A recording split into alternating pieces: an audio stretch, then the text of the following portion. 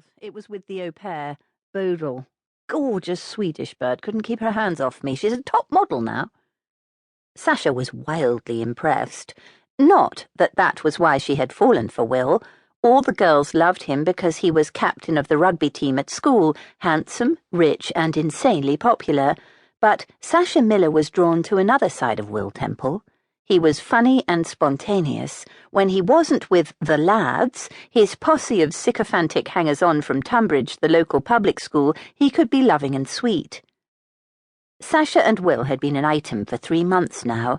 If Sasha didn't do the deed soon, she knew there was a line of girls from St. Agnes's waiting to take her place. She'd only been putting it off because of the rumours. Rumours about it. For weeks, Sasha had been hearing that it was so huge, an appendage of such superhuman girth and elephantine length, that sex was bound to be agony. So it was with immense relief that Sasha watched Will drop his Simpsons boxer shorts to reveal a modest 5.5 inches of manhood. Eager, certainly, ready for action unquestionably, but hardly the Eiffel Tower. "You could never disappoint me, darling," Will assured her. "Just follow my lead, I'll take care of you." Kicking aside a pile of dirty sports gear, Will led Sasha to the bed and started taking off her clothes.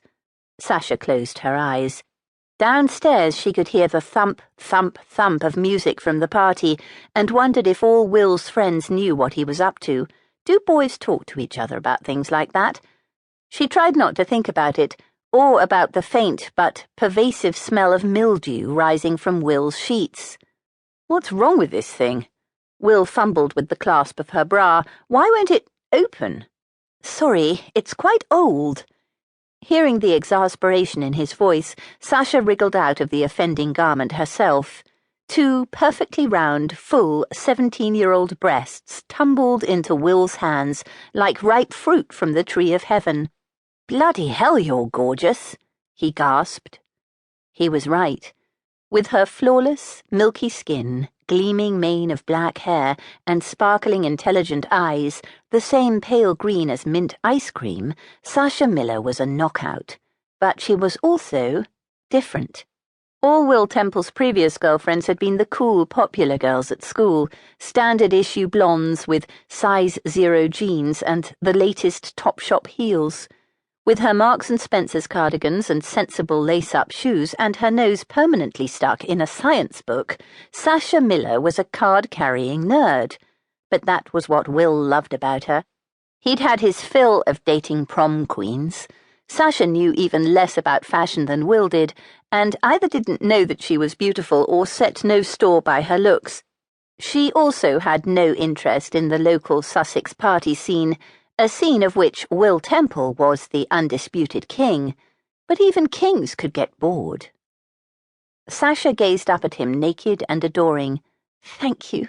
You're gorgeous too, Will. The pain was sharp, but it was over in a second. Sasha didn't even remember Will taking his underwear off, but he must have, because before her head hit the pillow he was inside her, pounding away like a jackhammer. Tentatively, Sasha ran a hand over his bare back. She was debating whether or not it would be bad form to reach lower and stroke his bum. Perhaps she ought to have spent more time reading the Cosmo Girl problem pages when she was younger like the rest of her friends, when Will let out a strange yelping noise and pulled out of her. "Would you like a condom?" Sasha offered helpfully. "I've got one." "A bit late for that, I'm afraid." Will grinned. "Sorry, darling, you're so sexy I couldn't help myself. I didn't hurt you, did I?" No, not really." Wow, so that was sex. It was quite a lot shorter than I expected, but that's probably only because Will's so good at it doesn't take him as long as other people. "Shall we go back down and join the party?"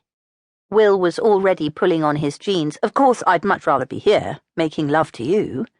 He kissed Sasha on the forehead, "But I feel a bit rude, you know, being the host and everything. Jago's probably pocketing the silverware as I speak." Will's parents were on holiday in Spain.